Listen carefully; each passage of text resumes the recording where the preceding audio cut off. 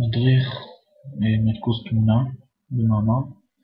אז קודם כל, יש תמונת מאמר, אצלכם זה יהיה בבראוזר, אבל זה לא על זה מדובר, על זה אנחנו יוצרים תמונה, כמובן רוחב גג עד 500 פיקסל, אין צורך ליותר, ותהיה בתמונת מאמר, משתדל שתהיה בפרופורציה.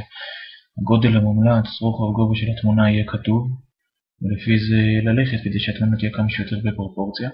עכשיו נגיד אנחנו רוצים לשים גם תמונות בתוך המאמר, כמו סרטונים ביוטיוב שיש מדריכים נלווים, הנה אנחנו רוצים תמונות בתוך המאמר, אז אנחנו הולכים במדריך להעלאת תמונה, כדי אנחנו לוחצים העלאת תמונה בגוגל, בוחרים, עכשיו אנחנו לוחצים על עיון פה, עכשיו בחרתי סתם תמונה, עכשיו אני לוחץ העלאת תמונות,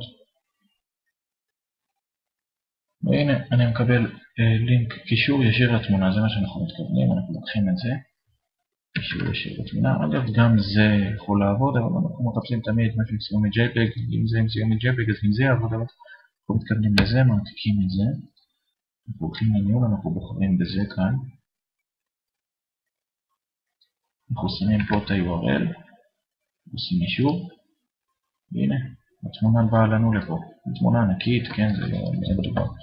עכשיו איך אנחנו, אני סתם אעשה איזה רוחב גובה רק בשביל שיהיה לי קל להסביר לכם, זה גם שומר על פרופורציות, עשיתי ככה רוחב גובה, אבל עדיף שאת הרוחב גובה, גם כאן, בתמונות פנים מאמר, לשנות לא כאן על ידי התמונה, אלא על ידי הפוטושופ אונליין, כי ככה התמונה תהיה קטנה יותר בגודל, קטנה יותר במשקל, תיתן יותר מה. איך אנחנו מרכזים אותה? זה מה ששמנו אותה נגיד, ששמנו אותה, אני לוחץ על end במקלדת, עכשיו אני אעשה סתם שתי אנטרים, אני רושם שלום עליכם. עכשיו איך אני ממרכז אותה? אני עכשיו לוחץ על כמו הקש השמאלי בעכבר ולא עוזב, אני עולה למעלה עם העכבר, ואני מחכה שאתם רואים לא ככה, ואני הולך ככה, אני מחכה שהתמונה גם תהיה בכחול, ועכשיו אני לוחץ על מרכוז, אז זה מתמרכז לי. למה עשיתי את זה? כי אם אני לחץ לבד על התמונה זה לא יתמרכז, זה לא יעבוד, אני לא אצליח ללחוץ עליה, הנה הכפתור, מרכוז לא עובד, אני צריך לסמן אותה בכחול, ואז ללחוץ על מרכוז, וביטלתי את המרכוז, הנה אני ממרכז.